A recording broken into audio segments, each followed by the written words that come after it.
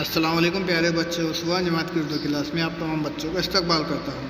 तस्वीर देखिए, तस्वीर में बच्चा क्या कर रहा है, नाराज़ है, टोस्ट खा रहा है, उसके हाथ के टोस्ट कुछ जले हुए नज़र आ रहे हैं। अगली तस्वीर में बच्चा और उसके वालिद बातचीत कर रहे हैं, ठीक है।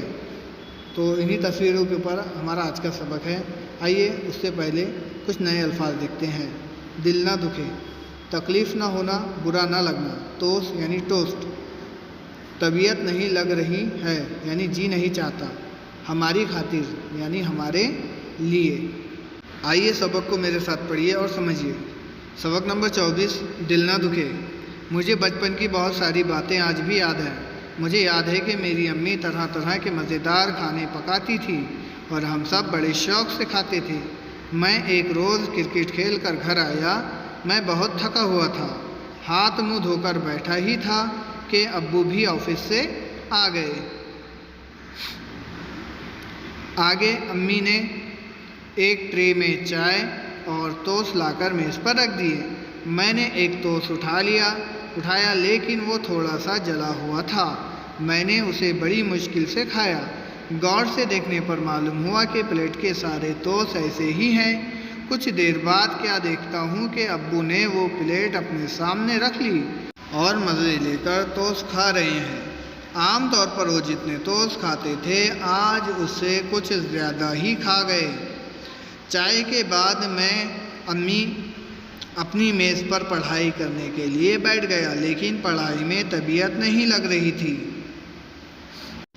मैं ताज्जुब कर रहा था कि अब्बू को जले हुए टोस्ट मज़ेदार क्यों लगे। इतने में अब्बू की बातें सुनाई दी। अम्मी कह रही थी, आज मेरी गलती से टोस्ट जल गए। बेटे मोनस ने सिर्फ एक टोस्ट खाया, आपको भी वो बदमज़ा लगे होंगे।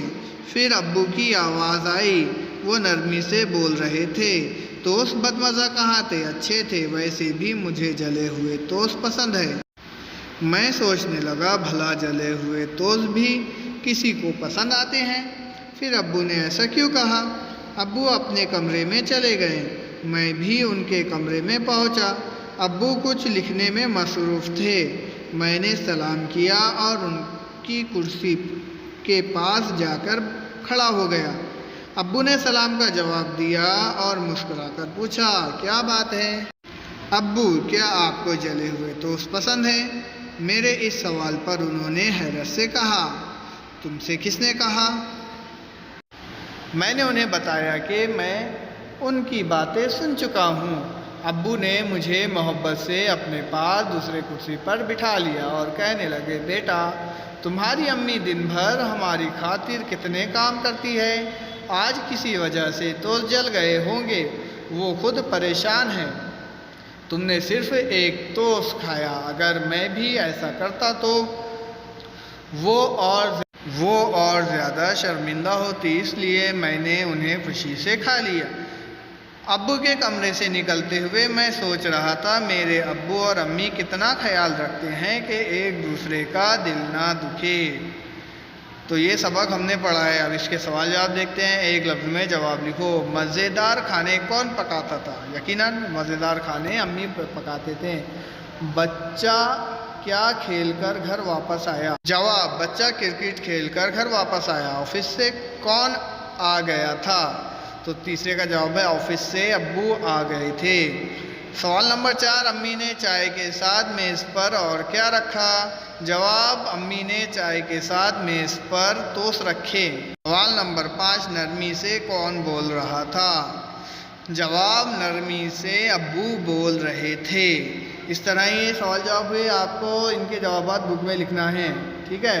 अभी हमने सिर्फ इनके सवाल जवाब ज़ुबानी पढ़े हैं, लेकिन आप टेक्स्ट बुक में देखेंगे तो आपके समझ में आ जाएगा, आप देखकर आसानी से लिख सकेंगे। अब एक जुमले में जवाब लिखो। सवाल नंबर 1, प्लेट के टोस्ट कैसे थे। जवाब, प्लेट के टोस्ट जले हुए थे। सवाल नंबर 2, चाय के बाद मोनस क्या करने बैठ गया। जवाब, चाय के बाद मोनस अपनी मेज़ पर पढ़ाई करने बैठ गया। सवाल नंबर 3, मोनस के कमरे में पहुंचा तो उसके अब्बू क्या कर रहे थे। तो मोनस कमरे में पहुंचा तो उसके अब्बू कुछ लिख रहे थे। तो इस तरह हमारे ये सवाल जवाब हुए। उम्मीद करता हूँ सबक आपके समझ में आया।